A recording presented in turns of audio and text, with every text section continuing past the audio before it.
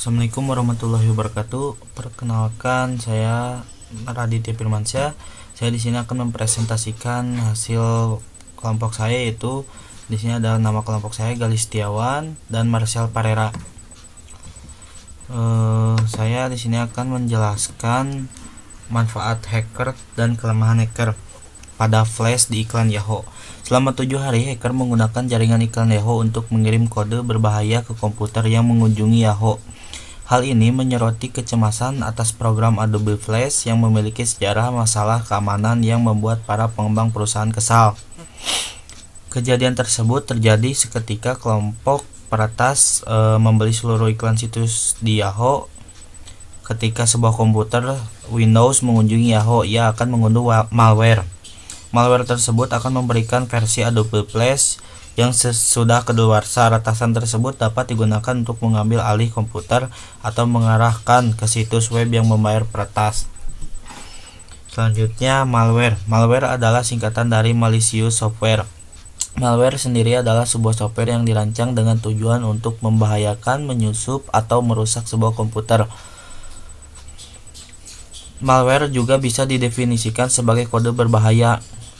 Software ini bisa melumpuhkan atau mengganggu operasi sebuah sistem, memungkinkan hacker untuk mendapat akses ke informasi rahasia sensitif serta memata-matai komputer serta pemilik komputer itu sendiri. Malware dibuat secara khusus agar tersembunyi sehingga mereka bisa tetap berada di dalam sebuah sistem untuk periode waktu tertentu tanpa sepengetahuan pemilik sistem tersebut. Biasanya mereka menyamar diri menjadi program yang bersih. Jenis-jenis malware. Yang pertama itu virus. Mereka bersembunyi di dalam file komputer dan komputer harus menjalankan file itu, dengan kata lain menjalankan kode itu agar virus melakukan pekerjaan kotornya. Pada intinya, virus tidak lain hanyalah kode atau program menular yang menempel pada software lain dan biasanya memerlukan interaksi manusia untuk diperbanyak. Ini adalah bagaimana virus diklasifikasikan lebih lanjut, tergantung pada apakah mereka berada dalam binary executable, file data, atau di boot sektor dari hard drive sistem tertentu. Yang kedua, Trojan. Trojan adalah sebuah program jahat yang menyamar menjadi sebuah program yang berguna bagi komputer Anda. Trojan disebarkan dengan menyamar menjadi software rutin yang membujuk user untuk menginstal program tersebut di PC mereka. Yang ketiga, Worm.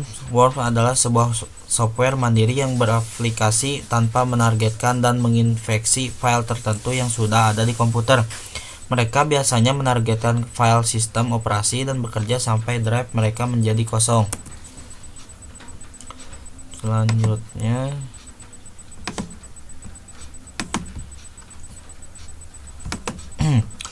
itu ada spyware. Spyware seperti namanya adalah software yang selalu memata-matai Anda. Tujuan utamanya adalah untuk melacak aktivitas internet Anda agar bisa mengirim adware. Selanjutnya, ransomware. Ransomware diidentifikasi sebagai jenis software berbahaya yang paling menghancurkan. Ransomware adalah salah satu malware yang paling advance dan terus meningkat akhir-akhir ini. Ransomware memblokir akses ke data korban agar bisa mengancam untuk mempublikasinya atau menghapus sampai uang tebusan dibayar. Lebih buruk lagi, tidak ada jaminan bahwa membayar uang tebusan akan mengembalikan ke akses data atau mencegah penghapusan. Selanjutnya, Rootkit. Rootkit adalah sebuah koleksi software yang dirancang khusus untuk memperbolehkan malware untuk mengumpulkan informasi. Jenis malware ini bekerja di balik layar sehingga pengguna komputer tidak akan curiga. Assalamualaikum warahmatullahi wabarakatuh. Nama saya Galih Setiawan dari kelompok modul 3. Di sini saya akan melanjutkan modul yang sudah diceritakan oleh Radit sebelumnya. Lanjut, di sini ada gejala-gejala bila komputer terinfeksi malware. Pertama, akan tiba-tiba muncul pop-up di mana ketika kita klik pop-up, kita langsung seperti masuk ke browser yang tidak diketahui, dan kalau bisa jika ada pop-up sebisa mungkin jangan sampai diklik dan cari tombol close. Yang kedua ada sistem tiba-tiba crash. Sistem rusak atau memunculkan blue screen berarti ada masalah pada komputer. Masalah itu terjadi karena tidak kompaknya sistem atau terdapat malware. Jika virus ada akan terdeteksi oleh antivirus. Lalu ketiga, terdapat aktivitas pada hard drive. Jika hard disk selalu beraktivitas padahal komputer tidak sedang digunakan dan tidak membuka aplikasi apapun, itu berarti malware telah menginfeksi sistem. Keempat, menonaktifkan antivirus. Jika komputer tiba-tiba reboot lalu antivirus tiba-tiba nonaktif, berarti komputer telah terinfeksi malware karena virus telah menonaktifkan antivirus. Lanjut.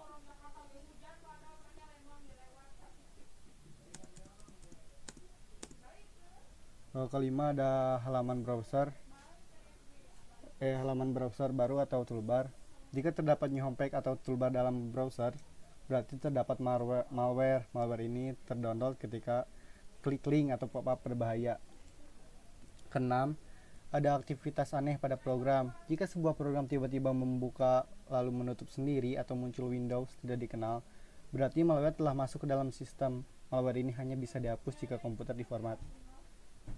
Ketujuh, ada aktivitas internet tidak stabil. Jika aktivitas internet tidak stabil atau tiba-tiba kecepatan internet sangat cepat tanpa membuka aplikasi apapun, berarti malware telah teridentifikasi masuk sistem. Kedelapan, ada blacklisted IP address. Jika user menerima email yang menyatakan bahwa IP address telah terblacklist, itu berarti malware telah terkonfirmasi masuk ke dalam sistem. Nah, di sini saya akan menjelaskan definisi antivirus dan cara kerjanya. Antivirus adalah sebuah jenis perangkat lunak yang digunakan untuk mengamankan, mendeteksi, dan menghapus virus komputer dari sistem komputer. Antivirus disebut juga perangkat lunak pelindung virus. Program ini dapat menentukan apakah sebuah sistem komputer telah terinfeksi dengan sebuah virus atau tidak. Umumnya, perangkat lunak ini berjalan di latar belakang dan melakukan pemindaian terhadap semua berkas yang diakses, dibuka, dimodifikasi, ataupun ketika disimpan. Antivirus terbaru sekarang tidak hanya mendeteksi virus. Program antivirus sekarang juga telah dilengkapi dengan kemampuan untuk mendeteksi perangkat pengintai, cheat akar, dan perangkat perusak lainnya. Tidak hanya itu, antivirus sekarang dilengkapi dengan firewall untuk melindungi komputer dari serangan peretas dan anti-spam untuk mencegah masuknya email, sampah, atau virus ke kotak masuk pengguna. Lanjut, saya akan menjelaskan cara kerja antivirus. Pertama ada pendeteksian dengan menggunakan basis data virus signature atau virus signature database.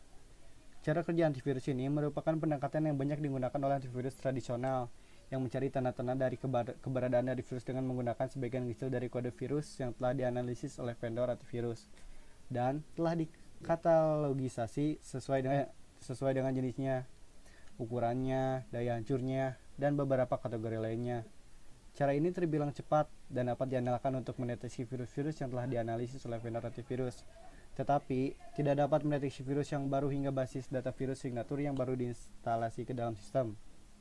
Basis data virus signature ini dapat diperoleh dari vendor antivirus dan umumnya dapat diperoleh secara gratis melalui unduh ataupun berlangganan.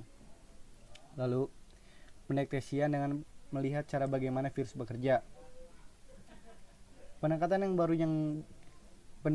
baru yang dipinjam dari teknologi yang diterapkan dalam Intrusion Detection System atau IDS. Cara ini sering disebut juga sebagai Behavior Blocking Detection. Cara ini menggunakan polisi atau kebijakan yang harus diterapkan untuk mendeteksi keberadaan sebuah virus.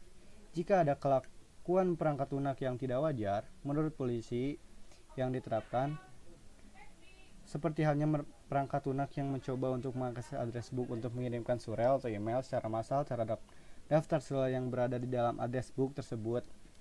Cara ini sering digunakan oleh virus untuk menularkan virus melalui surel, maka antivirus akan menghentikan proses yang dilakukan oleh perangkat lunak tersebut. Lanjut. Ini adalah salah satu langkah jika kita telah mendeteksi virus, yaitu clean, quarantine, dan delete. Jika terdeteksi virus, mulailah dengan clean, membersihkan.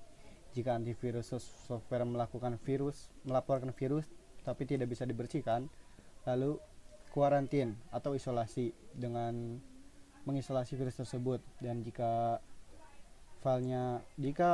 software antivirus melaporkan kita untuk menghapus virus, virus akan direkomendasikan antivirus untuk dihapus.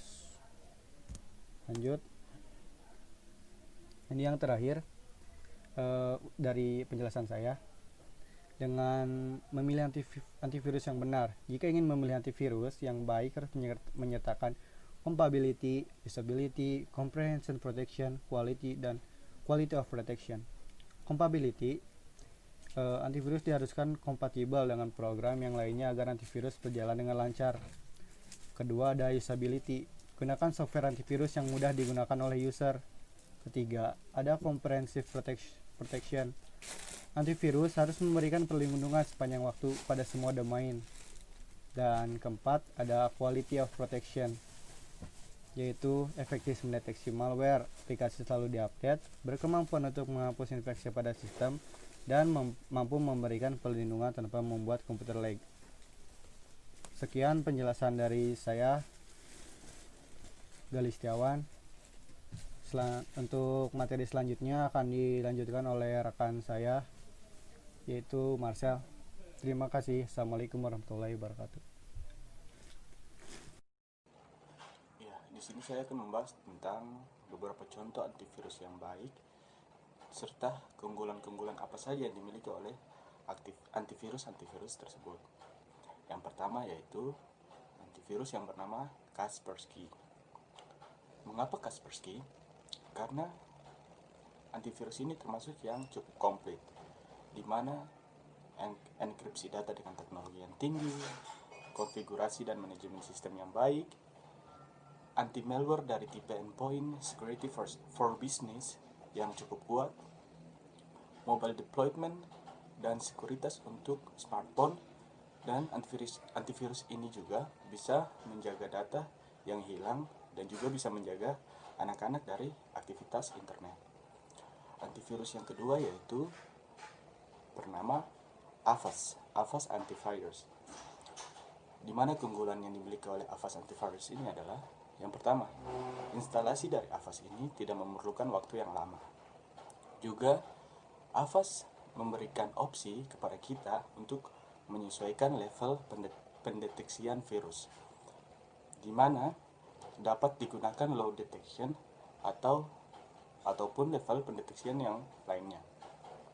Semakin tinggi level yang kita gunakan, maka akan semakin memakan resource dan sumber daya dari sistem komputer kita.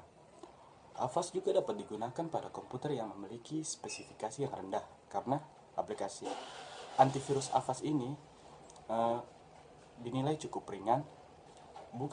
sangat ringan dan tidak memberatkan sistem kerja dari komputer kita. Antivirus Avast ini juga bekerja dengan teliti dan cukup aman dan juga tidak merusak sistem komputer kita.